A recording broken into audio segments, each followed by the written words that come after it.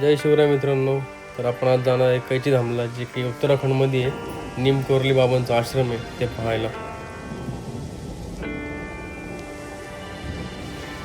सकाळी 7 वाजता आपली पुण्यातनं पंतनगरसाठी फ्लाईट होती.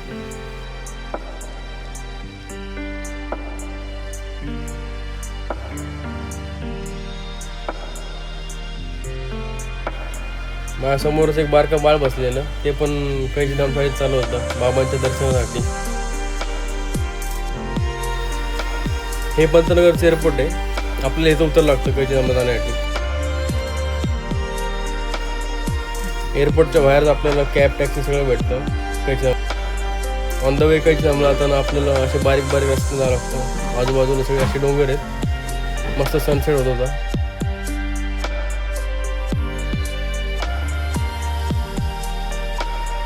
हे काठगोदाम आहे. इथं रेल्वे स्टेशन आहे. जर का आपण रेल्वेने येणार असेल तर आपल्या इथं उतरून इथनं पुढं कैची धामला बसने जावं लागतं.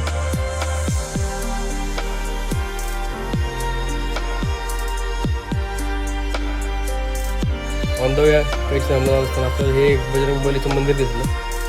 थोड्या वेळ तिथं आपण थांबलो, बजरंग बलीचं दर्शन घेतलं.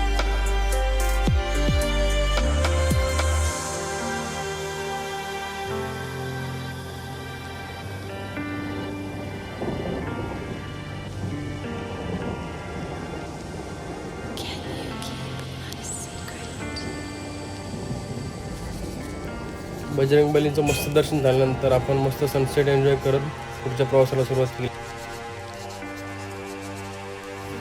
थोडं पुढं जातं आपल्याला एक मस्तपैकी बोर्ड दिसला कैची धामला जायचा. इथून काय फक्त 7 ते 8 किलोमीटर राहिलं होतं कैची धाम.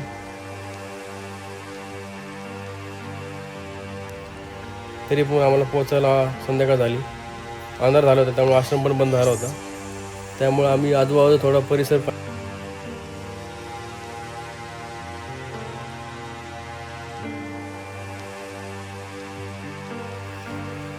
बाबांचा आश्रम आम्हाला बाहेरून दिसला संध्याकाळचा. हा एक असा वेळ भेटतो की संध्याकाळी 6:30-7 वाजता बंद होता आश्रम. अख्खा आश्रम रिकामा होता, हे पाहू शकतो.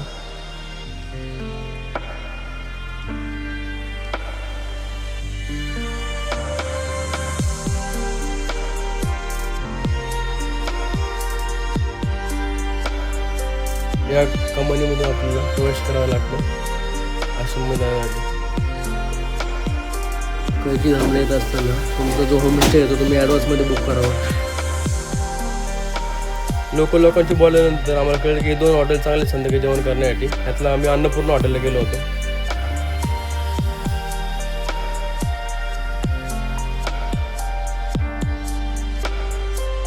अन्नपूर्ण हॉटेलमध्ये आम्ही कुमाव थाळी ऑर्डर केली. ही इथली स्पेशल थाळी आहे. याच्यामध्ये रोटी होती, त्यांची स्पेशल डाळ होती, बटाटा राईस, ते एक स्वीट डिश होती, कलाकंद. सकाळी लवकर आम्ही 6 वाजता बाबांच्या दर्शनासाठी निघालो होतो. आश्रमाच्या एक्झॅक्ट समोर ह्या कॅब लागतात, ज्यांनी आपण कैची धाम टू नैनिताल जाऊ शकतो. बाबांच्या आश्रमाच्या एक्झॅक्ट बाहेर ही आपल्याला नदी पाहू शकतो. हा ब्रिज आहे. ह्या ब्रिजच्या खालून एक नदी जाते. हे मस्तपैकी बाबांचं मंदिर आपल्याला सकाळी दिसतं. सकाळी 6 आम्ही दर्शनासाठी गेलो होतो. सकाळी 10 डिग्री टेम्परेचर होतं. थोड्या वेळात सूर्योदय होणारच होता आणि बाबांचे दर्शन पण आमचे 7 वाजता होणार होते. 7 वाजता एंट्री चालू होणार होती. आणि ही कमान आहे, ह्याच्या आतमध्ये मोबाईल अलाउड नाही. इथंपर्यंत आपण फक्त मोबाईल फोटो वगैरे घेऊ शकतो.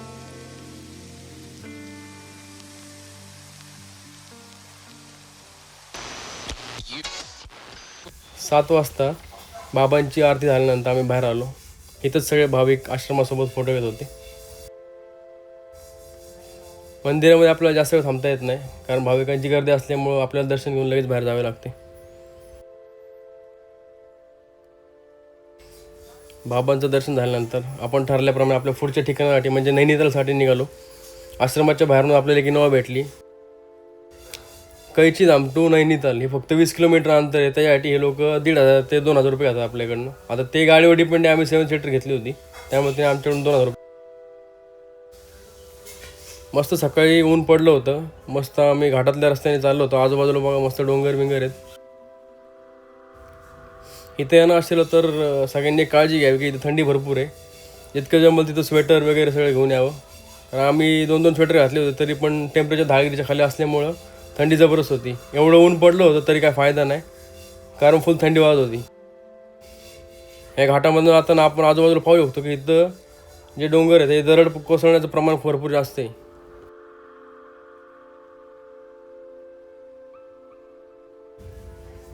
नैनिताल जाताना आपल्याला असाच बारीक रस्ता लागतो. एक सिंगल रोड आहे, 2 गाड्या फक्त व्यवस्थित जातात. एखादा मोठा ट्रक आला की सगळं ट्रॅफिक जाम होतं.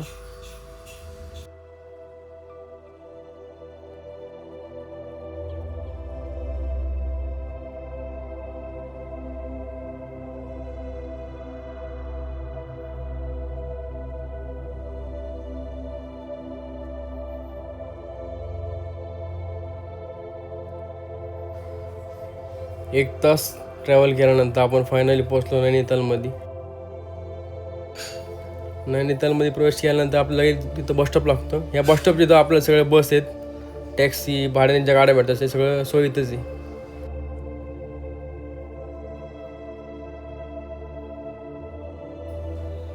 थोडं बार्गेनिंग केल्यानंतर आपण इथं दुसरी कॅब घेतली, जी आपण नैनिताल लोकल एरिया फिरण्यासाठी आपण इथं दुसरी कॅब बुक केली. तिचं भाडं होतं 2000 रुपये एका दिवसाचे. आम्ही 5 कार्यकर्ते असल्यामुळे आम्हाला 7 सीटर कार बुक करायला लागली. छोट्या गाड्या पण भेटतात. जर का तुम्ही 2 जण असेल तर तुम्ही बाईक बुक. नैनिताल म्हणजे कसं आहे, खाली एक तळ आहे आणि वरती आजूबाजूला डोंगरावर सगळे हॉटेल, रिसॉर्ट्स वगैरे. आम्ही आमचा हॉटेल स्टे नैनितालमध्ये ऑलरेडी बुक केला होता. नैनितालमधल्या हे सगळ्या पहाडी रस्त्यांचा आपण अनुभव घेत आपल्या हॉटेलकडे चाललो होतो. आम्ही ज्या आधी हॉटेल बुक केले होते त्या एक्झॅक्ट समोर हा एक भूत बंगला होता. या ठिकाणी बॉलिवूडचे बरेच म्हणजे हॉरर मूवीचं शूटिंग झालेलं आहे, तुम्ही पाहू शकता. हा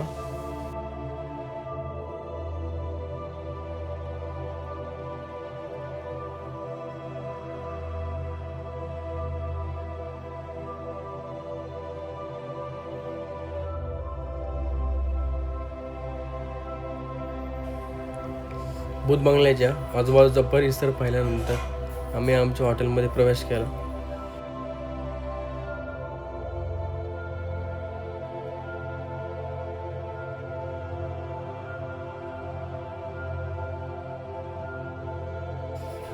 हॉटेलमध्ये सगळं सामान ठेवल्यानंतर आपण नैनितालमधला एक लोकल गाईड हायर केला होता, जो आपला ड्रायव्हर पण होता. पहाडी एरियामधनं नैनितालमध्ये जाताना आपल्याला सगळे बारीक सारीक रस्ते लागतात. या बारीक रस्त्यावर फक्त एकच गाडी व्यवस्थित जाऊ शकते.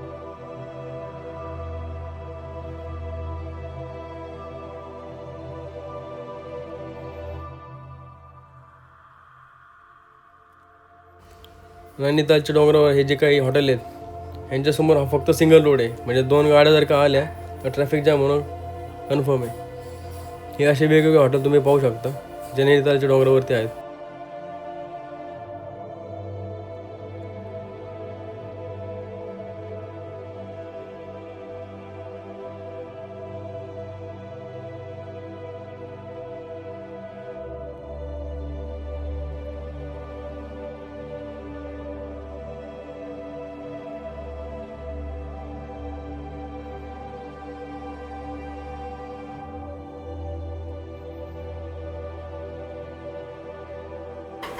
नैनिताल हा पहाडी एरिया असल्यामुळं इथं झाडांची संख्याही भरपूर आहे आणि हे डोंगरामध्ये स्थित असल्यामुळं आजूबाजूला होमस्टे आहेत. पण ह्याच्या बाजूला जी झाडं असं वाटतं की आपण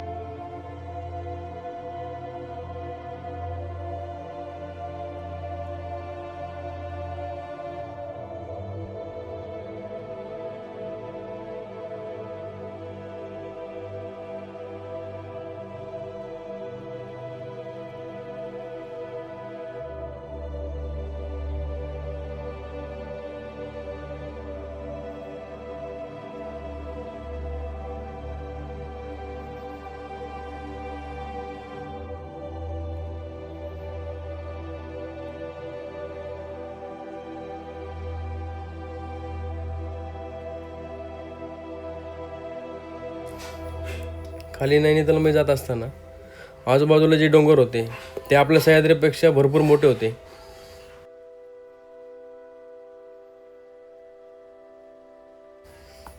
इथं ड्रायव्हरशी बोलल्यानंतर मला एक असं कळलं की लोकांचे जे बिझनेस आहेत, हॉटेल, होमस्टे, हे लोकांनी पहाडी एरियामध्ये सेटल केलेत आणि जे स्थानिक राहतात ते खाली नैनितालचं जे मार्केट आहे त्या आजूबाजूच्या एरियामध्ये स्थानिक लोक राहतात.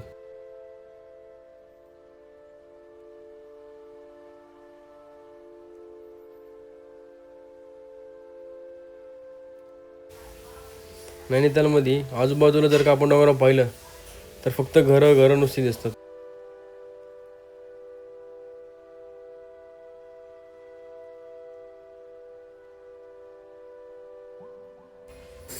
नैनितालमध्ये लिमिटेड पेट्रोल पंप आहे. जर का आपल्या फिरायचं असेल तर आपली गैरसोय होऊ नये म्हणून आपण आधीच गाड्यांमध्ये पेट्रोल भरून जिथं जायचं तिकडे जा.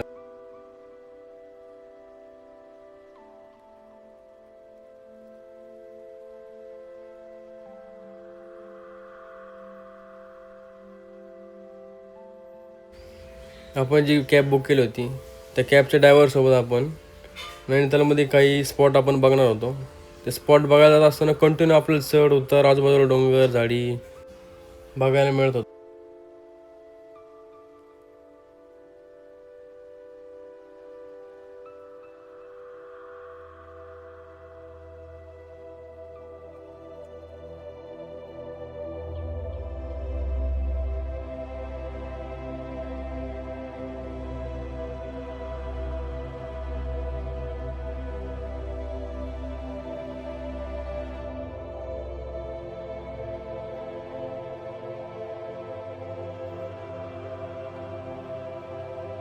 नैनिताल हे फेमस हिल स्टेशन आहे. इथं दिल्लीमधनं पण कार्यकर्ते येतात, देहरादूनमधनं पण येतात आणि मुळात हे सगळं डोंगरामध्ये प्रवास करत असल्यामुळे सिंगल रोड आहे आणि तुम्ही पाहू शकता असं कंटिन्यू ट्रॅफिक आपल्याला बऱ्याच ठिकाणी पाहायला मिळतं. मोस्टली हे सगळे टॅक्सी ड्रायव्हर असतात. तुम्ही जर का नैनितालला किंवा हे सगळे पहाडी एरिया फिरण्यासाठी येणार असाल तर हायली रिकमेंडेड आहे की तुम्ही इथल्या लोकल ड्रायव्हरची कॅब बुक करावी. जर का तुम्ही तुमची स्वतःची गाडी घेऊन येणार असाल तर ह्या चढांना तुमच्या गाडीची क्लच प्लेट जाणार आहे कन्फर्म आहे, कारण असे आम्ही बरेच सीन पाहिले. हा एक पॉईंट पाहायला आम्ही आलो होतो ज्याचं नाव होतं हिमालय दर्शन. लोकांनी बरीच गर्दी केली होती या पॉईंटला. आजूबाजूला गाड्या लावल्यामुळे ट्रॅफिक पण जाम होतं सारखं तिथं.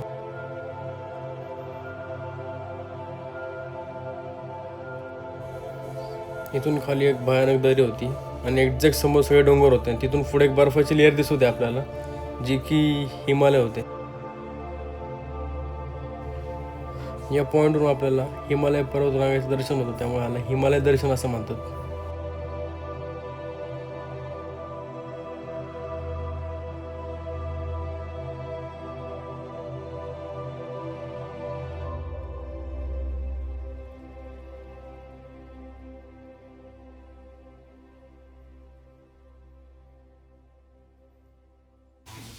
हिमालय दर्शन घेऊन थोडं पुढं आल्यानंतर आपल्याला एक नैनितालचा टॉप व्ह्यू दिसला.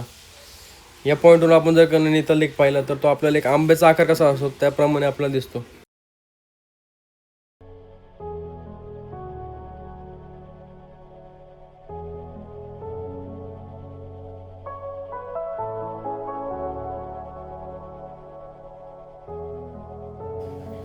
आम्ही एवढे सगळे कार्यकर्ते नैनितालला आलो होतो फिरण्यासाठी.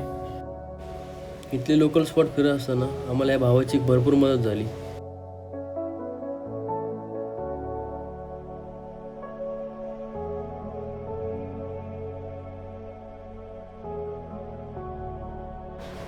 इथले जे डोंगर आहेत ते प्रचंड मोठे आहेत हाईटने.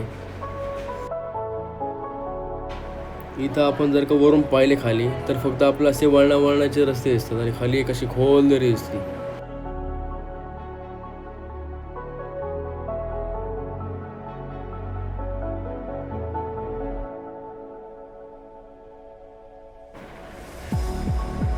हा एक व्ह्यू पॉईंट होता जिथून आपल्याला खाली सगळं जंगल दिसत होतं आणि एक साईडला एक लेक दिसत होता.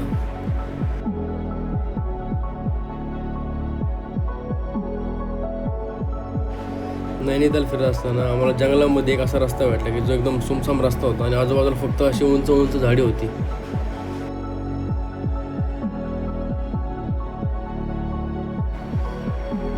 मस्तपैकी रस्त्याचा अनुभव घेत सर्व निसर्ग पाहत आम्ही आमचा पुढचा पॉईंट जो होता की गब्बर ब्रिज ते पाहण्यासाठी जात होतो.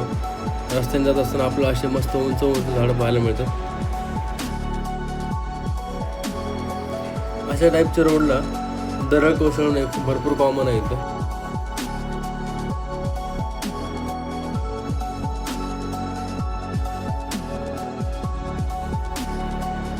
हा समोर आपण जे पाहतोय तो आहे गब्बर ब्रिज. हा ब्रिज जुना असताना इथं शोले मूवी शूटिंग झालं होतं. सध्या तरी इथल्या सरकारने ह्या ब्रिजचं रिनोव्हेशन करून संपूर्ण हा मेटलचा ब्रिज बनवला आहे. हा एक नैनितालमधला फेमस पॉईंट आहे गब्बर ब्रिज. इथं भरपूर लोक फोटो काढण्यासाठी येतात, कारण ह्या ब्रिजच्या लेफ्ट साईडला तुम्ही बघू शकता असे मोठे मोठे प्रचंड डोंगर आहेत. पावसाळ्यामध्ये इथून भरपूर नदीचं पाणी वाहतं आणि कधी आपण जर हिवाळ्यामध्ये आलो तर आपल्या इथं सगळा बर्फ पाहायला मिळतो. आत्ता उन्हाळा असल्यामुळं सगळी नदी सुकलेली होती, फक्त इथं सगळं आपण पाहू शकतो नुसती लँडस्लाईड झाली होती.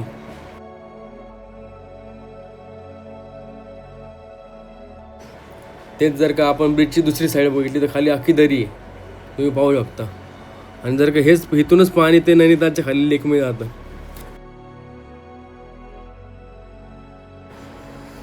आम्ही पण ह्या गब्बर ब्रिजवरती थोडे फोटोशूट केली. आमच्या मित्रांसोबत, कार्यकर्त्यांसोबत, भावांसोबत जरा टाइमपास केला या ठिकाणी.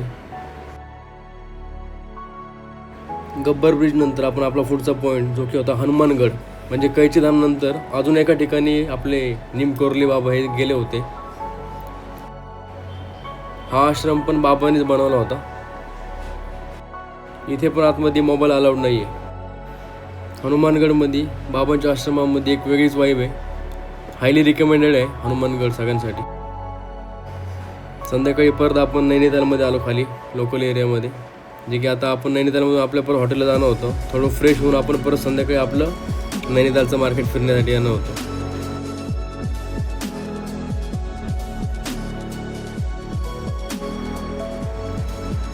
नैनितालच्या हॉटेल्स किंवा होमस्टेकडे जाताना आपल्याला असे डेंजर चढ पाहायला मिळतात. आणि हे सगळे सिंगल रोड आहे आणि कधी पण कोणती पण अशी फुटून गाडी येऊ शकते आणि सगळा रोड ब्लॉक करू शकते.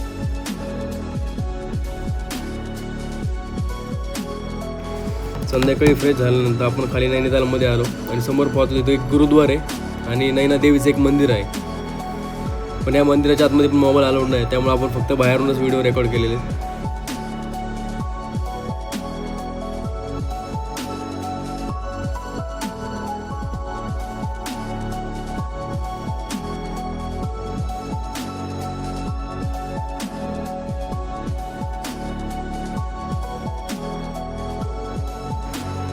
नैना देवीच्या आजूबाजूला हे मार्केट आहे.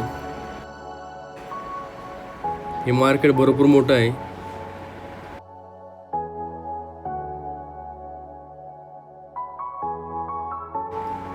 इथून पुढे आपल्याला मोबाईल आतमध्ये अलाउड नाही.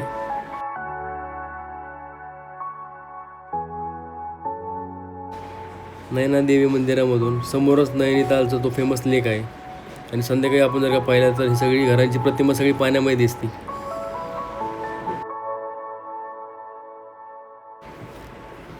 नैना देवीचं दर्शन घेतल्यानंतर आपण इथल्या जो लोकल रोड आहे ज्याला की म्हणतात मॉल रोड, या मॉल रोडला आपण पाहण्यासाठी फिरत होतो.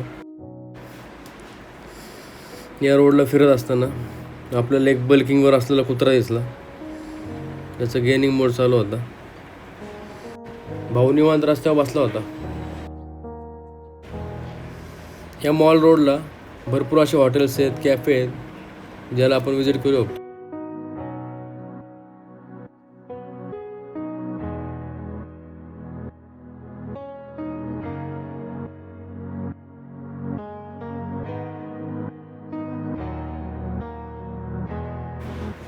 आम्ही आज सोमवारी गेलो होतो, त्यामुळे थोडी टुरिस्टची गर्दी कमी होती. जर का आपण विकेंडला ह्या रोडला आलो तर या रोडला भरपूर गर्दी असते. या रोडला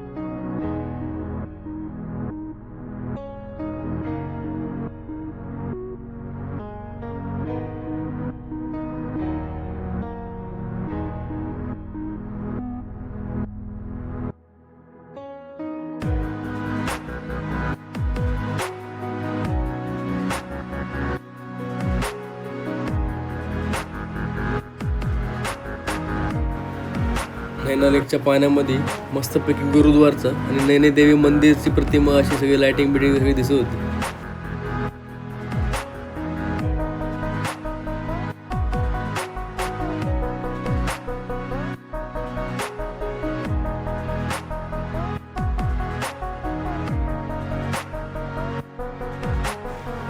हे मॉल रोडचं फेमस कॅफे आहे लेक व्ह्यू कॅफे. इथलं हॉट चॉकलेट फेमस आहे.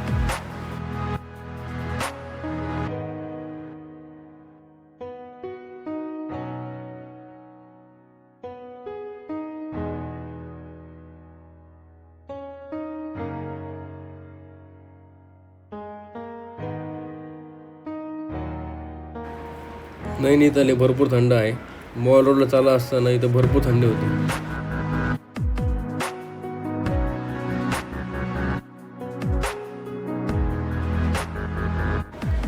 हे लोकल मार्केट येतं, बारीक बारीक स्टॉल जिथे तुम्ही शॉपिंग करू शकता.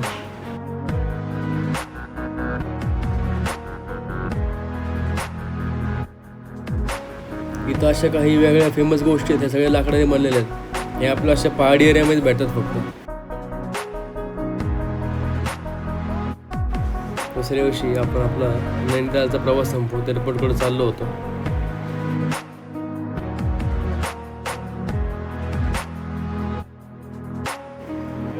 उजवीकडे तुम्ही पाहू शकता, हाच तो नैनितालचा फेमस लेक आहे. काल रात्री आपल्याला दिसला नाही व्यवस्थित, पण आता उजेडामध्ये तुम्ही पाहू शकता. लेकच्या एक्झॅक्ट समोर तुम्ही पाहू शकता. इथं बाईक तुम्ही रेंट आउट करू शकता. गेअरच्या नॉन गेअरच्या सगळ्या बाईक इथं आपल्याला भेटतात. 500 रुपयापासून 1000 रुपयापर्यंत या बाईकची किंमत आहे. हा इथला फेमस चौक आहे.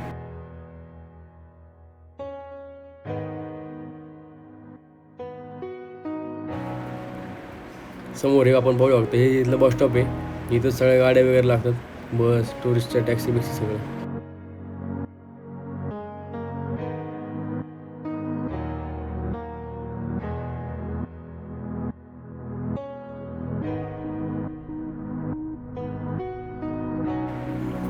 हा मॉल रोड आहे जो आपण रात्री पाहिला होता अंधारात. हाच मॉल रोड आता दिवसामध्ये बघा कसा दिसतो.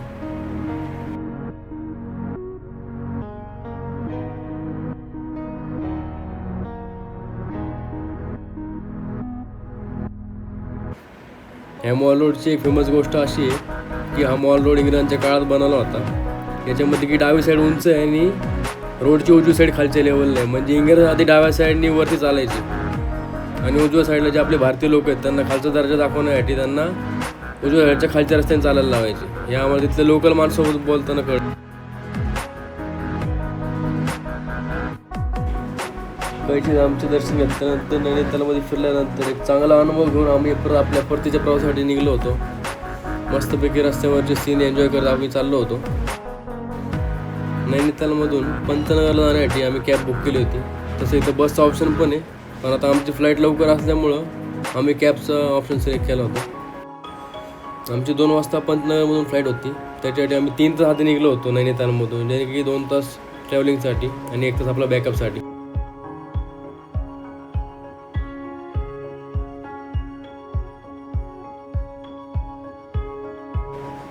नैनितालमधनं पंतनगर जायचं असेल तर आपलं डायरेक्ट बसचं ऑप्शन नाही आहे. समोर तुम्ही पाहू शकता, ही बस चालली आहे हल्द्वानीला आणि त्या हल्द्वानीमधून आपल्याला सेकंड बस पडायला लागेल जी जाईल पंतनगरला. पंतनगरमधून पुण्याला डायरेक्ट फ्लाईट नव्हती, त्यामुळे पंतनगरमधून आम्हाला जायला लागलं दिल्लीला आणि त्यानंतर दिल्लीमधनं आम्हाला पुण्याची फ्लाईट घ्यावी लागली. हा व्हिडिओ तुम्हाला कसा वाटतो हे मला कमेंटमध्ये नक्की सांगा आणि लाईक करायला विसरू नका. जय शिवराय, जय महाराष्ट्र.